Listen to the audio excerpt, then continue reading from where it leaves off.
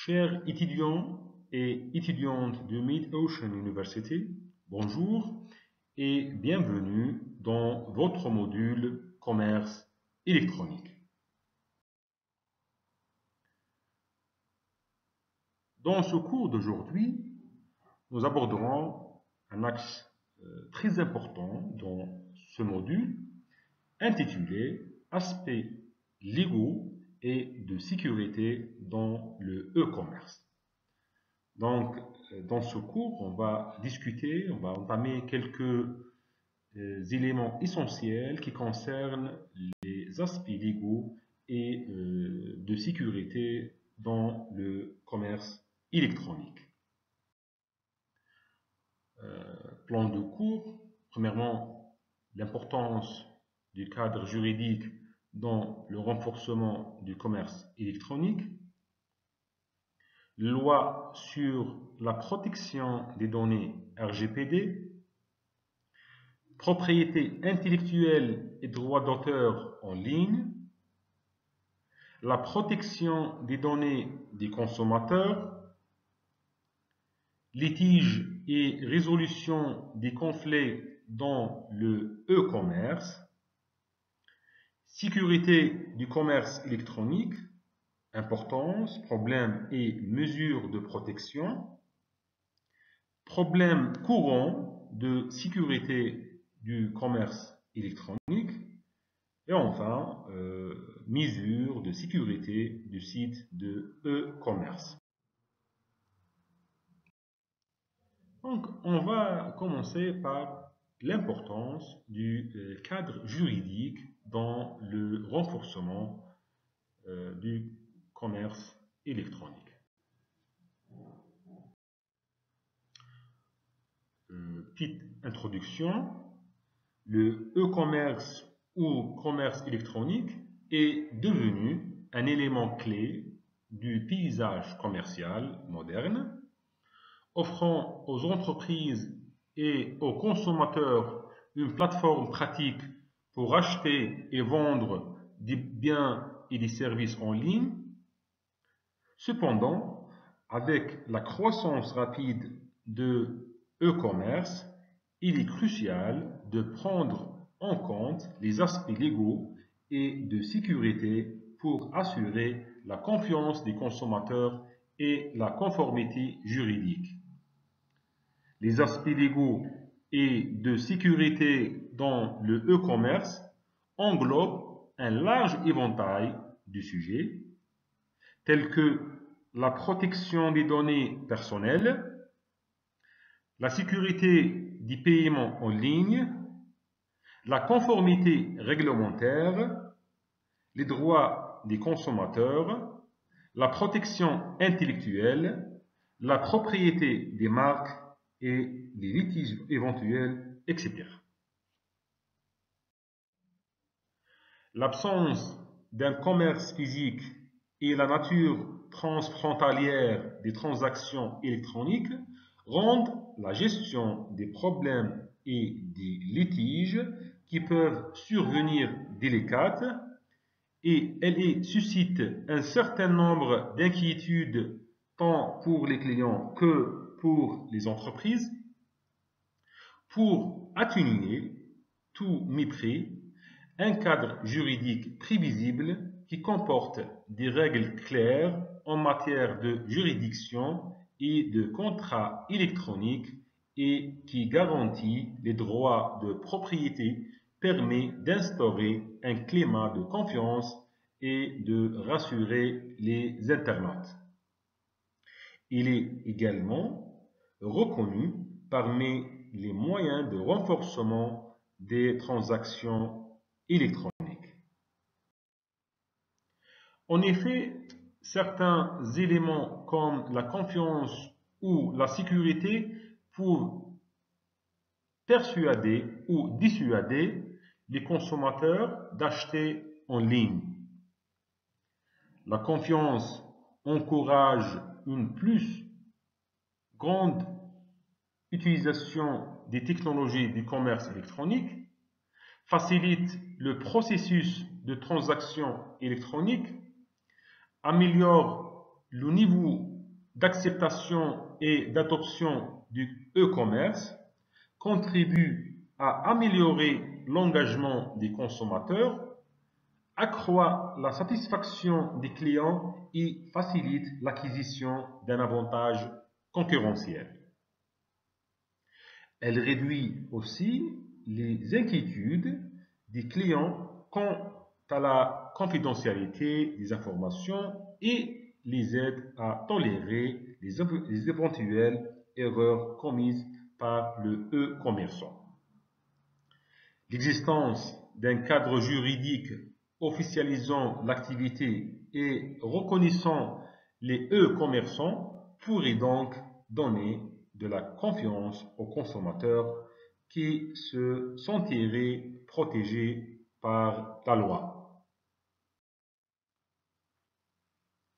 La sécurité des données et la confidentialité des informations jouent également un rôle important dans le commerce électronique et le hacking constitue une véritable menace à la croissance de l'activité.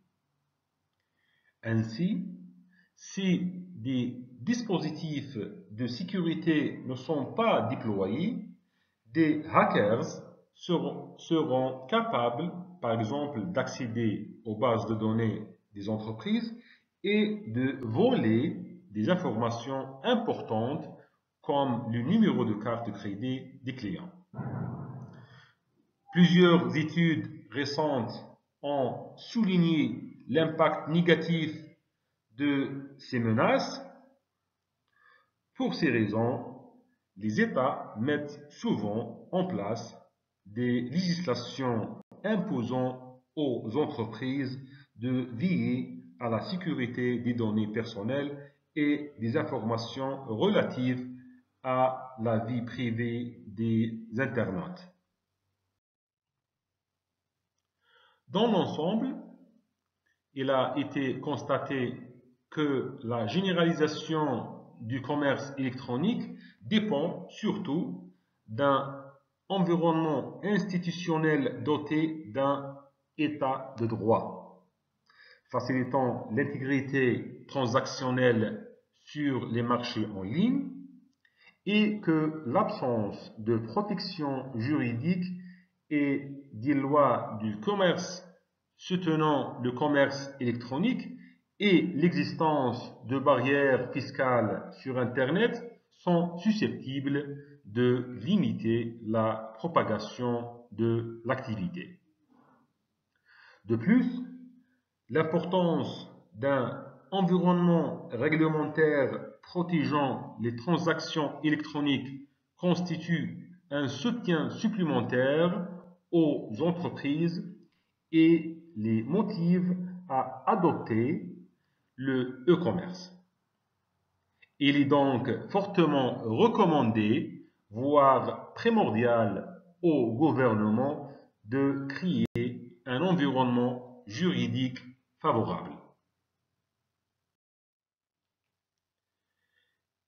Suivant les travaux de la CNUSED, portant sur 194 pays membres, nombreux sont ceux qui ont légiféré des lois dans les 4 domaines de e-commerce: transactions électroniques, protection des consommateurs, protection des données et cybercriminalité. Dans ce sens, 145 pays ont adopté des textes relatifs au domaine des transactions électroniques. Ces lois sont indispensables pour pouvoir effectuer des transactions commerciales en ligne.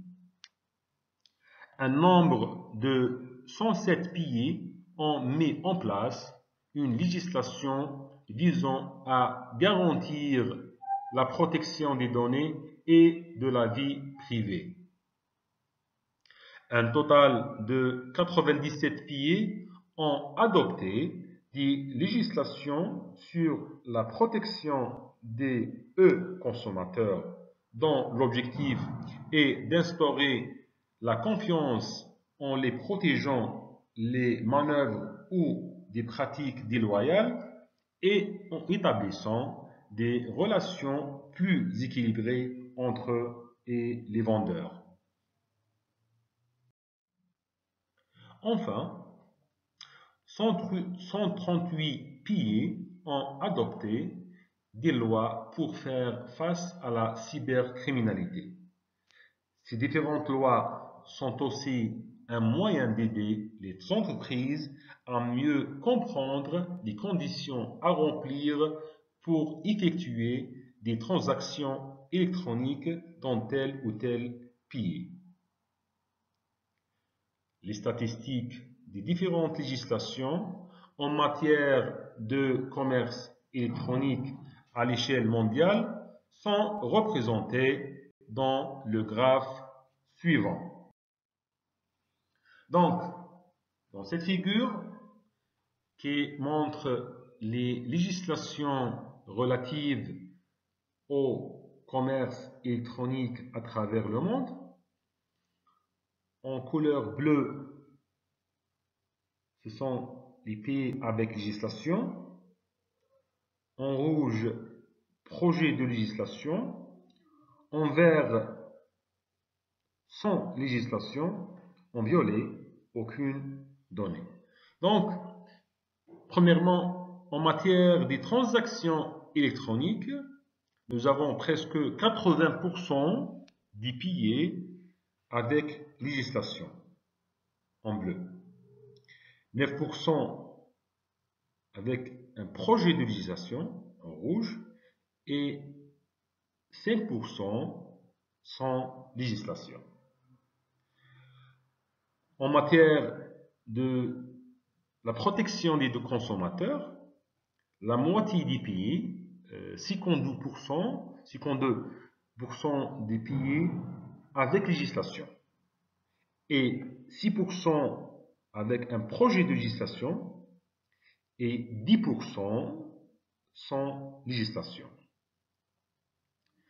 En matière de protection de la vie privée et des données, nous avons 58% en bleu avec législation, 10% avec un projet de législation et un 21%, c'est un taux très élevé, des pays sans législation concernant la protection de la vie privée et des données.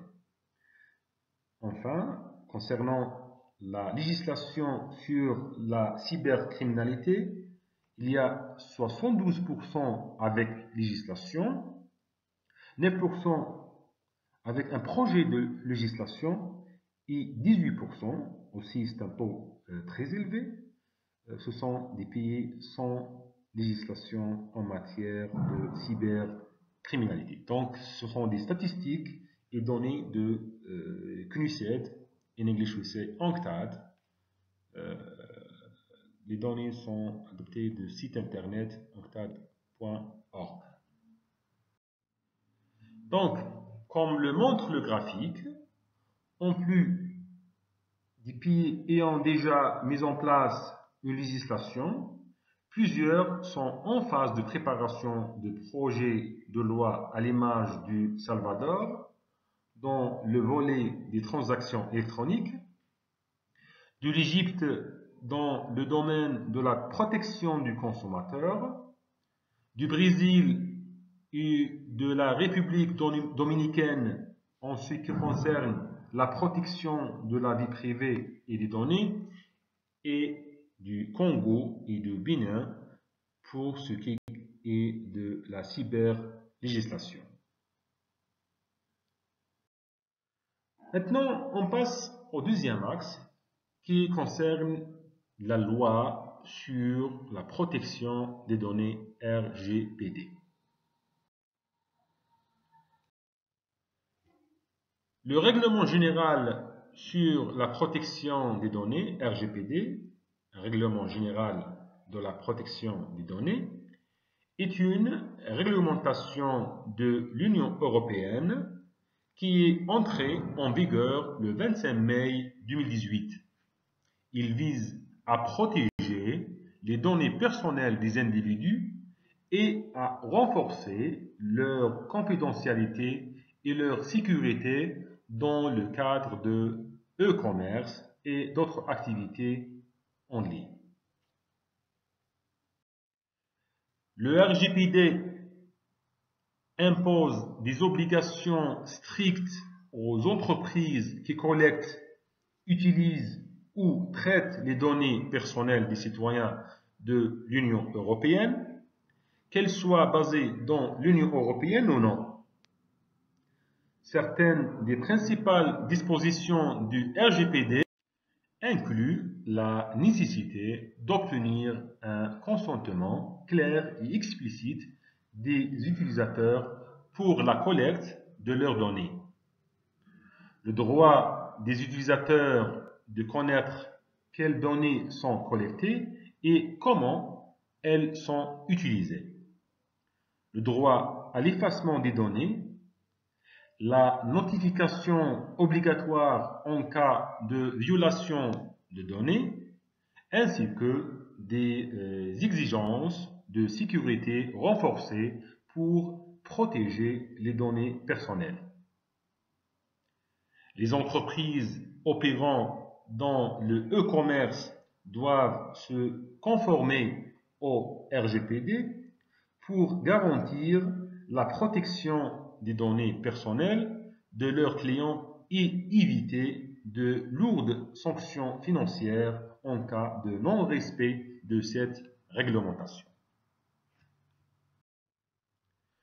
Troisièmement, propriété intellectuelle et droit d'auteur en ligne.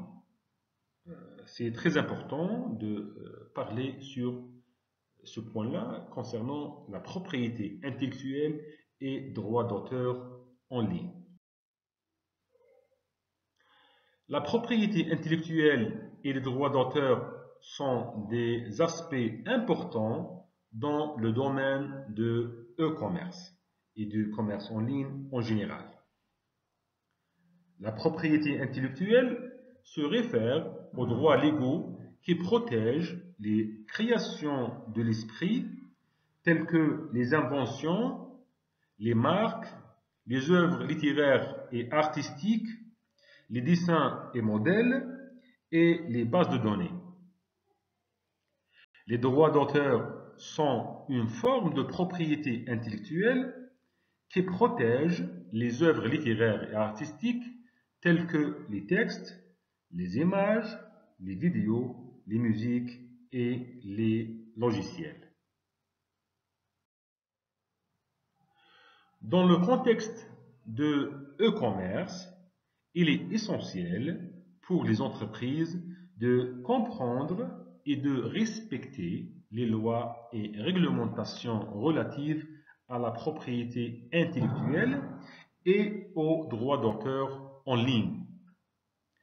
Cela inclut, par exemple, s'assurer que les images, les descriptions de produits, les vidéos et les autres contenus utilisés sur leur site web ou dans leur campagne de marketing en ligne sont conformes aux lois sur les droits d'auteur et ne violent pas les droits de propriété intellectuelle d'autrui. Les entreprises doivent également s'assurer qu'elles obtiennent les autorisations nécessaires pour utiliser des marques, des logos ou d'autres éléments de propriété intellectuelle dans leur activité de commerce électronique. Le non-respect des lois sur la propriété intellectuelle et les droits d'auteur en ligne peut entraîner des litiges coûteux, des amendes, la suppression de contenu, la fermeture de sites web ainsi que des atteintes à la réputation et à la confiance des clients. Il est donc important pour les entreprises de s'informer sur les lois applicables, de respecter les droits de propriété intellectuelle d'autrui et de mettre en place des mesures appropriées pour protéger leur propre propriété intellectuelle en ligne. Maintenant, on passe au quatrième axe de ce cours qui concerne la protection des données des consommateurs. Donc, la sécurité des transactions en ligne et la protection des données des consommateurs sont des préoccupations majeures dans le e-commerce. Les consommateurs accordent une grande importance à la sécurité de leurs informations personnelles, telles que les données de paiement, les informations de compte et les données de contact, lorsqu'ils effectuent des transactions en ligne. Il est donc essentiel pour les entreprises de mettre en place des mesures de sécurité appropriées pour protéger ces informations sensibles et gagner la confiance des consommateurs. Voici quelques bonnes pratiques de sécurité des transactions en ligne et de protection des données des consommateurs. 1. Utiliser des protocoles de sécurité tels que HTTPS pour chiffrer les données de transactions et empêcher leur interception ou leur modification par des tiers non autorisés. 2. Mettre en place des mesures d'authentification fortes comme l'utilisation de mots de passe forts, d'authentification à 2 facteurs et de vérification des transactions sensibles. 3. Utiliser des passerelles de paiement sécurisées et réputées pour traiter les transactions en ligne et éviter de stocker les données de paiement des clients sur les serveurs de l'entreprise. 4. Mettre en œuvre des politiques de protection des données, notamment en limitant l'accès aux informations sensibles uniquement aux employés autorisés, en protégeant les bases de données avec des pare-feux et en mettant à jour régulièrement les logiciels de sécurité.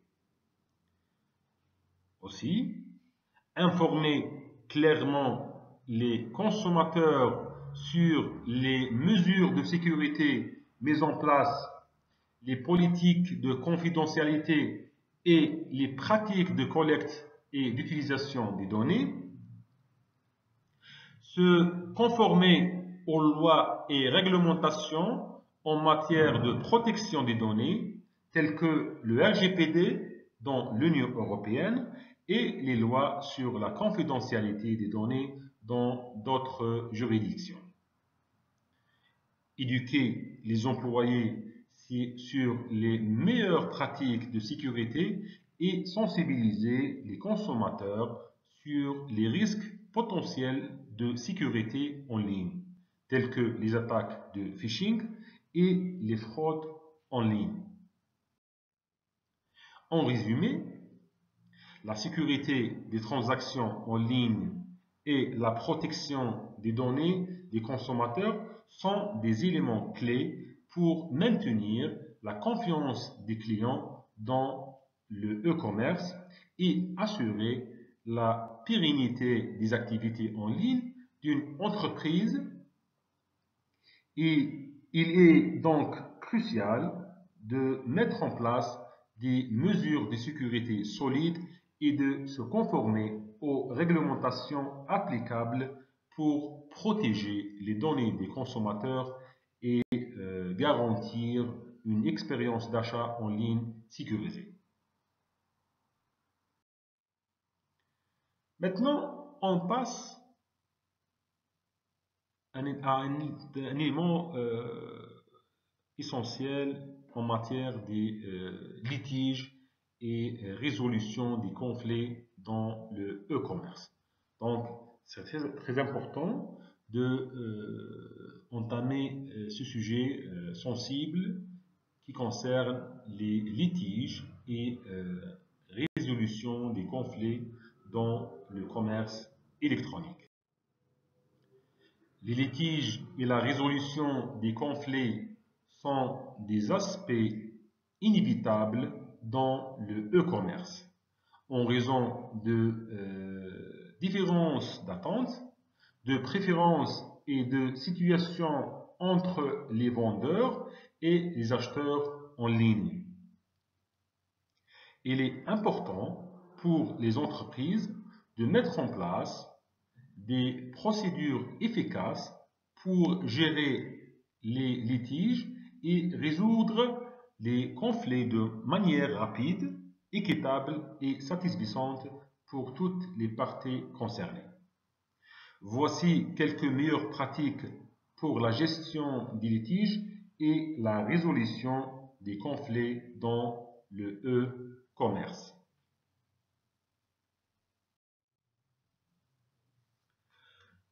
Premièrement, politique claire de retour et de remboursement. Établir des politiques claires de retour et de remboursement incluant les délais, les conditions et les procédures pour les retours, les échanges ou les remboursements. Assurez-vous que ces politiques sont facilement accessibles et comprises par les clients avant et après l'achat. Deuxièmement, communication ouverte et proactive. Encourager une communication ouverte et proactive avec les clients pour résoudre les problèmes qu'ils se présentent. Répondre rapidement aux questions, aux préoccupations et aux plaintes des clients par le biais de canaux de communication appropriés tels que les emails, les chats en ligne ou les réseaux sociaux. Troisièmement, médiation et arbitrage. Proposer des options de médiation ou d'arbitrage neutres et impartiales pour résoudre les litiges de manière équitable et éviter les recours légaux coûteux et longs. Collaborer avec des organismes de médiation ou d'arbitrage reconnus pour faciliter la résolution des conflits.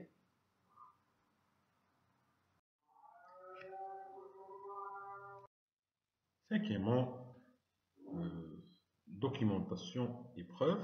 Garder une documentation complète des transactions, des communications, des politiques et des preuves pertinentes pour résoudre les litiges de manière objective et équitable. Cela peut inclure des captures d'écran, des enregistrements d'appels, des échanges d'emails, des contrats et d'autres documents pertinents. Sixièmement, respecter des lois et réglementations. Se conformer aux lois et réglementations en matière de protection des consommateurs, de droit de la consommation, de droit commercial et de droit du commerce électronique, et suivre les procédures légales appropriées pour résoudre les litiges. Numéro 7. Satisfaction du client comme priorité. Mettre en place ou bien mettre la satisfaction du client comme priorité absolue et chercher activement à résoudre les litiges de manière à maintenir la confiance du client et à préserver la réputation de l'entreprise.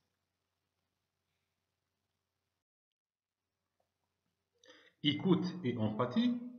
Écoutez attentivement les préoccupations des clients, montrez de l'empathie et essayez de comprendre leur point de vue. Faire preuve de flexibilité et de solutions créatives pour résoudre les problèmes de manière à satisfaire les deux parties dans la mesure du possible.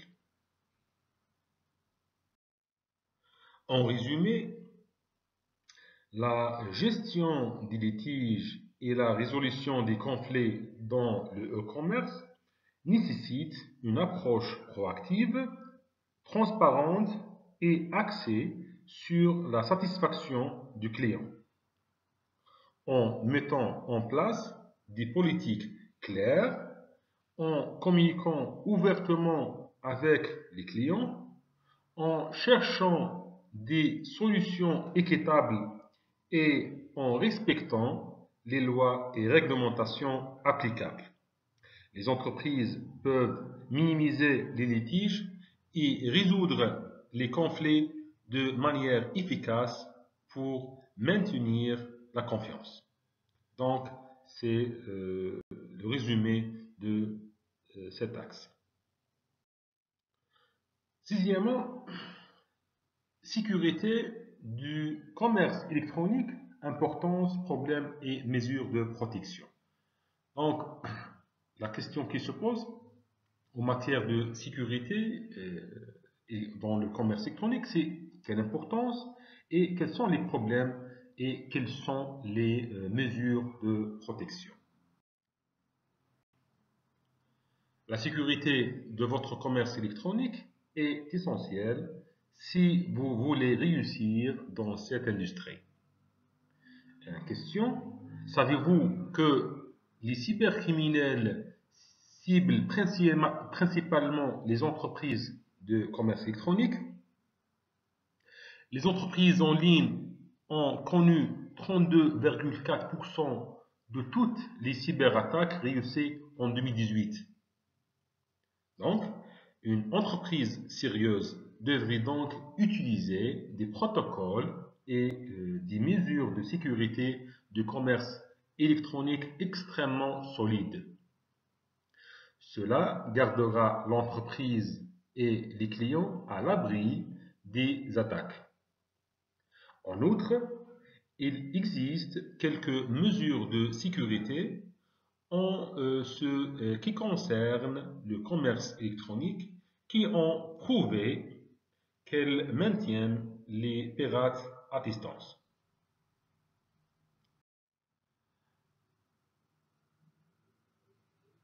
Première question qui se pose ici, c'est qu'est-ce que la sécurité de commerce électronique? La sécurité du commerce électronique consiste en certaines lignes directrices qui garantissent une transaction sécurisée via Internet.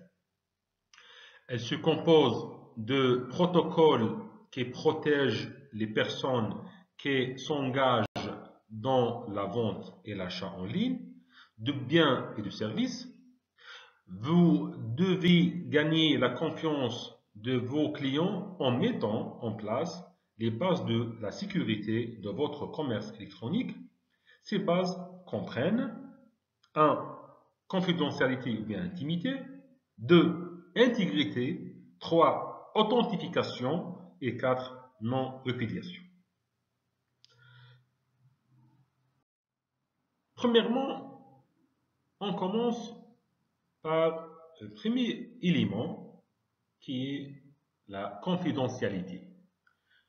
La confidentialité comprend la prévention de toute activité qui entraînera le partage des données des clients avec des tiers non autorisés, hormis le vendeur en ligne qu'un client a choisi, personne d'autre ne devrait accéder à ces informations personnelles et aux détails de son compte. Une violation de la confidentialité se produit lorsque les vendeurs autorisent d'autres personnes à accéder à ces informations. Une entreprise en ligne doit mettre en place un minimum nécessaire d'antivirus, de pare-feu, de chiffrement et d'autres protections de données.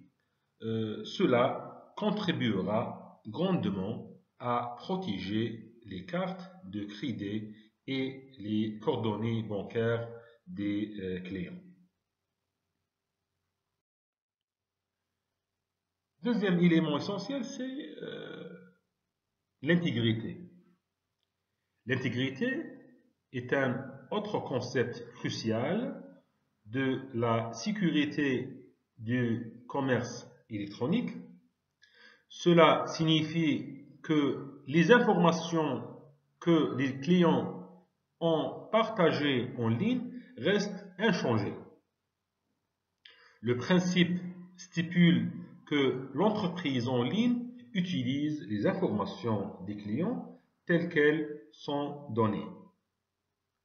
Sans rien changer, la modification de toute partie des données fait perdre à l'acheteur la confiance dans la sécurité et l'intégrité de l'entreprise en ligne.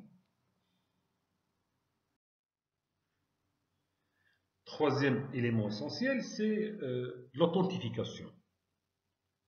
Le principe d'authentification de la sécurité du commerce électronique exige que le vendeur et l'acheteur soient réels. Ils doivent être réellement les personnes qu'ils disent être. L'entreprise doit prouver qu'elle est réelle, traiter des articles ou des services authentiques et tenir des promesses. Les clients doivent également fournir une preuve de leur identité pour que le vendeur se sente en sécurité concernant les transactions en ligne. Il est possible d'assurer l'authentification et l'identification. Si vous n'êtes pas en mesure de le faire, l'embauche d'un expert vous aidera beaucoup.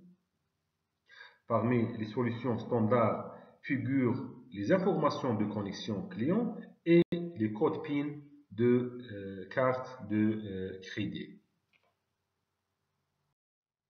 Quatrièmement et dernièrement, non-répudiation. La répudiation signifie le déni. Par conséquent, la non-répudiation est un principe juridique qui ordonne aux parties involucrées de ne pas nier leur action dans une transaction. L'entreprise et l'acheteur doivent suivre la partie de la transaction qu'ils ont initiée. Le commerce électronique peut donner la sensation d'être moins en sécurité car tout a lieu dans le cyberspace sans vidéo en direct. La non-répudiation donne à la sécurité du commerce électronique une autre couche. Elle confirme que la communication qui s'y établit entre les deux parties a bien atteint les destinataires. Par conséquent, l'une ou l'autre partie de cette transaction particulière ne peut pas refuser une signature, un email ou un chat, ou un achat. Maintenant, une question très importante qui se pose ici, pourquoi vous ne pouvez pas vous permettre de négliger la sécurité du commerce électronique. En même temps que la croissance du commerce électronique a amélioré les transactions en ligne, elle a également attiré l'attention de mauvais joueurs sur un pied d'égalité. Les rapports sur la cybercriminalité dans le commerce électronique révèlent que l'industrie est parmi les plus vulnérables en matière de cybercriminalité. Le monde du commerce électronique connaît environ 32,4% de toutes les attaques. 50% des petits propriétaires de magasins de commerce électronique déplorent que les attaques deviennent graves. En outre, les rapports montrent que 29% du trafic accédant à un site web est constitué de demandes malveillantes. De telles attaques ont contribué à des pertes importantes dans les services financiers, ou bien les services financiers, les parts de marché et la réputation. Près de 60% des petits magasins de commerce électronique qui connaissent des cybercrimes ne survivent pas plus de 6 mois. Il est donc très important de mettre en place des mesures de sécurité étanches et d'embaucher une équipe solide. Cela vous permettra de gérer votre entreprise sans vous soucier de devoir mettre la clé sous la porte à cause de cybercriminels. Maintenant, on passe aux problèmes courants de sécurité du commerce électronique. Donc, la question qui se pose ici, c'est quels sont les problèmes courants de sécurité de commerce électronique.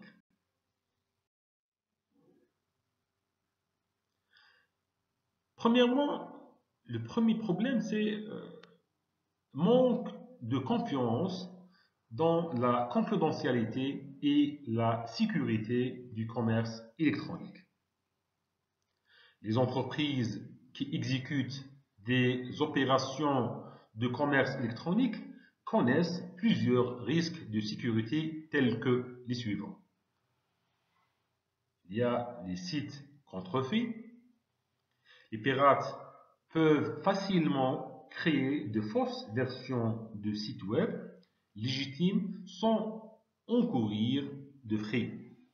Par conséquent, la société affectée peut subir de graves dommages à sa réputation et à ses évaluations. 2. Modification malveillante de sites web. Certains fraudeurs modifient le contenu d'un site web. Leur objectif est généralement de détourner le trafic vers un site web concurrent ou de détruire la réputation de l'entreprise affectée. Vol des données des clients. L'industrie du commerce électronique regorge de cas où des criminels ont volé les informations personnelles des clients, telles que les adresses et les détails de cartes de crédit. Il y a aussi dommages au réseau d'ordinateurs. Les attaquants peuvent endommager la boutique en ligne d'une entreprise en utilisant des attaques de vers ou de virus. Déni de service. Certains pirates empêchent les utilisateurs légitimes d'utiliser la boutique en ligne, entraînant une réduction de son fonctionnement. Accès frauduleux à des données sensibles. Les attaquants peuvent obtenir la propriété intellectuelle et la voler, la détruire ou la modifier en fonction de leur objectif malveillant. Deuxième problème courant concernant la sécurité du commerce électronique, il est malware, virus et fraude en ligne. Ces problèmes entraînent des pertes financières, de parts de marché et de réputation. De plus, les clients peuvent engager des poursuites pénales contre l'entreprise. Les pirates peuvent utiliser des vers, des virus, des chevaux de Troie et d'autres programmes malveillants pour infecter les ordinateurs ou autres appareils de différentes manières. Les vers et les virus envahissent les systèmes, se multiplient et se propagent.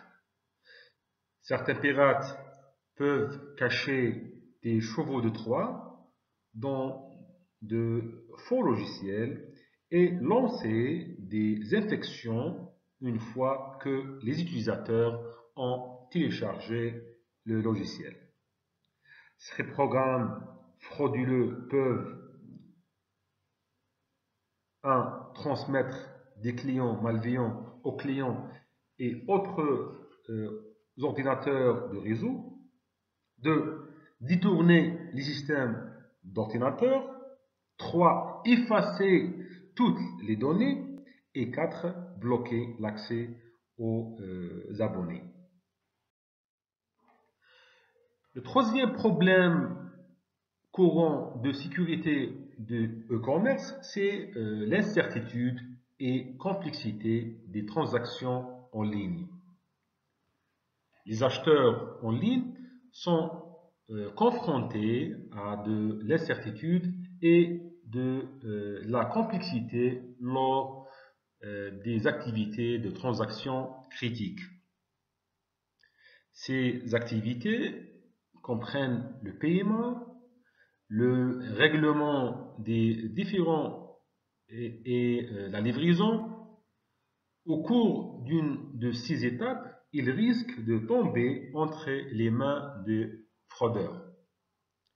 Les entreprises ont amélioré leur niveau de transparence en indiquant clairement les coordonnées de contact en cas de problème. Cependant, ces mesures ne parviennent souvent pas à divulguer pleinement la collecte et l'utilisation des données personnelles. Huitièmement et dernier axe de ce cours, les mesures de sécurité du site web de commerce électronique.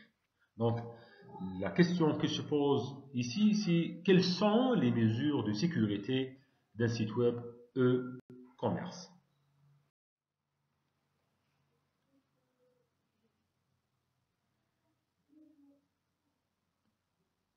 Premièrement, utiliser la sécurité multicouche. Il est utile d'employer différentes couches de sécurité pour renforcer votre sécurité. Les réseaux de distribution de contenu CDN, très répandus, peuvent bloquer les menaces DDoS et le trafic entrant infectieux. Ils utilisent l'apprentissage automatique pour garder le trafic malveillant à distance. Comme vous voyez dans cette figure, nous avons trois éléments essentiels: password, le mot de passe, login et multifacteur authentication, ou bien l'authentification multifacteur. Donc, c'est pour utiliser la sécurité multicouche. Vous pouvez aller de l'avant et intégrer une couche de sécurité supplémentaire, telle que l'authentification multifacteur, une authentification à 2 facteurs en est un bon exemple. Une fois que l'utilisateur a entré les informations de connexion, il reçoit instantanément un SMS ou un email pour d'autres actions. En mettant en œuvre cette étape, il bloque les fraudeurs qui auraient besoin de plus que des noms d'utilisateurs et des mots de passe pour accéder au compte des utilisateurs légitimes. Cependant, le piratage peut toujours se produire même si un MFA est en place. Multi-factor authentication. Donc, nota bene, remarque ici, la plupart des entreprises qui utilisent la MFA sont toujours piratées avec succès. Deuxièmement, c'est obtenu des certificats SSL, Secure Server Layer. L'un des principaux avantages des certificats SSL est de crypter les données sensibles partagées sur Internet. Ils garantissent que les informations ne parviennent qu'à la personne visée. Il s'agit d'une étape extrêmement cruciale car toutes les données envoyées passeront par plusieurs ordinateurs avant que le serveur de destination ne les reçoive.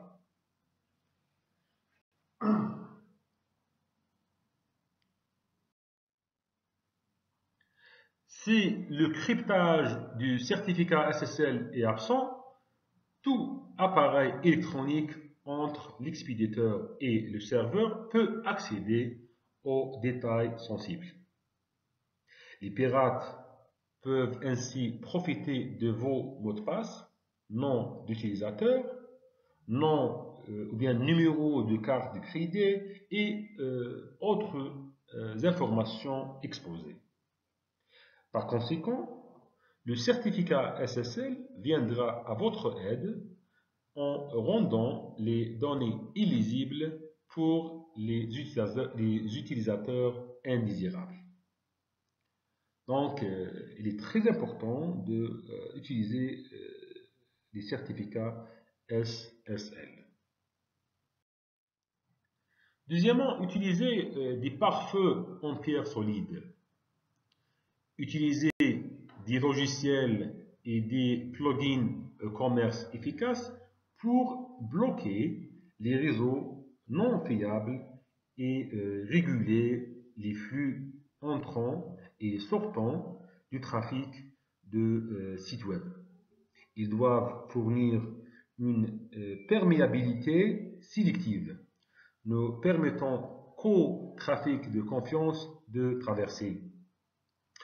Vous pouvez utiliser un pare-feu pour arrêter les spams, XSS, CCRF, les logiciels malveillants, SQLI, de nombreuses autres attaques sur votre site web. Il garantit que le seul trafic qui accède à votre boutique de commerce électronique est constitué des vrais utilisateurs. Troisièmement, logiciel anti-malware. Vos appareils électroniques, systèmes informatiques et systèmes web ont besoin d'un programme ou d'un logiciel qui détecte et bloque les logiciels malveillants, autrement appelés malware.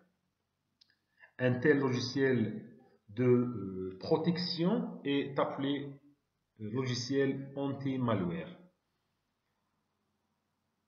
Un anti-malware efficace devrait faire apparaître tous les malwares cachés sur votre site web. Par exemple, dans cette figure, montre qu'il y a un scan, bien un logiciel anti-malware, il y a 16 000 files scannés, et scanné 16 000 fichiers, 194 issues found, et il prend 3 minutes de scan. Donc, c'est un logiciel anti-malware qui s'appelle Astra Protection. Donc, il est très important d'utiliser ce genre de logiciel anti-malware. 4. Se conformer aux exigences PCI DSS. Faites en sorte de maintenir la norme de sécurité des données de l'industrie des cartes de paiement PCI DSS pour protéger toutes les données de cartes de crédit. Toutes les entreprises qui gèrent les transactions par carte de crédit doivent respecter ces exigences. Donc, nous avons ce tableau en anglais, colonne à gauche, goals, les objectifs, colonne droite, PCI DSS requirements. So we have build and maintain a secure network. Donc, comment élaborer et maintenir un réseau, un network sécurisé. Install and maintain a firewall configuration to protect cardholder data. Do not use vendor-supplied default for system passwords and other security parameters. Next, we have protect cardholders' data. Maintain a vulnerability management program. Implement strong access control measures. Regularly monitor and test networks. And we have maintain an information security policy. Donc, ce sont des exigences qu'ils doivent respecter par les entreprises qui gèrent les transactions par carte de crédit. Conclusion, les entreprises doivent utiliser plusieurs mesures et protocoles de sécurité de commerce électronique pour garder les menaces de sécurité à distance à tout moment. Outre les systèmes d'authentification de base comme le nom d'utilisateur et les mots de passe, le SSL ou l'authentification multifacteur sont essentiels. Cependant, ne vous arrêtez pas là, car les pirates sont devenus plus intelligents.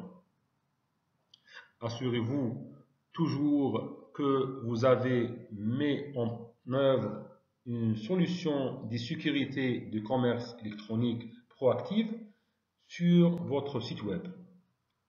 Déployez un pare-feu robuste pour permettre uniquement au trafic réel et approprié d'accéder à vos sites web. De plus, protégez votre site contre les logiciels malveillants en utilisant un anti-malware éprouvé. Alors, allez-y et mettez en œuvre ces mesures de sécurité de commerce électronique.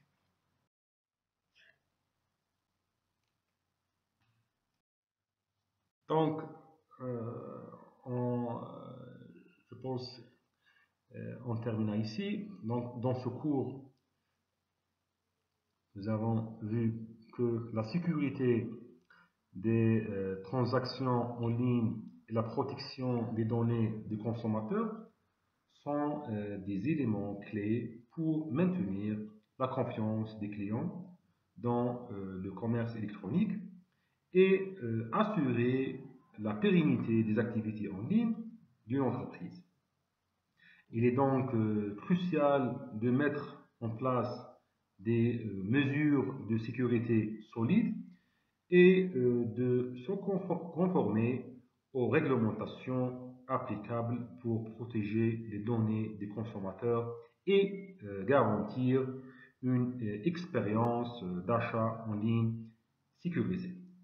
Nous avons vu aussi dans ce cours que la gestion des litiges et la résolution des conflits dans le e-commerce nécessite une approche proactive, transparente et axée sur la satisfaction du client en mettant en place des politiques claires, en communiquant ouvertement avec les clients, en cherchant des solutions équitables et en respectant les lois et réglementations applicables, les entreprises peuvent minimiser les litiges et résoudre les conflits de manière efficace pour maintenir la confiance. Donc, dans la deuxième partie concernant les mesures de sécurité de commerce électronique, nous avons vu quelques problèmes liés au commerce électronique et quelques solutions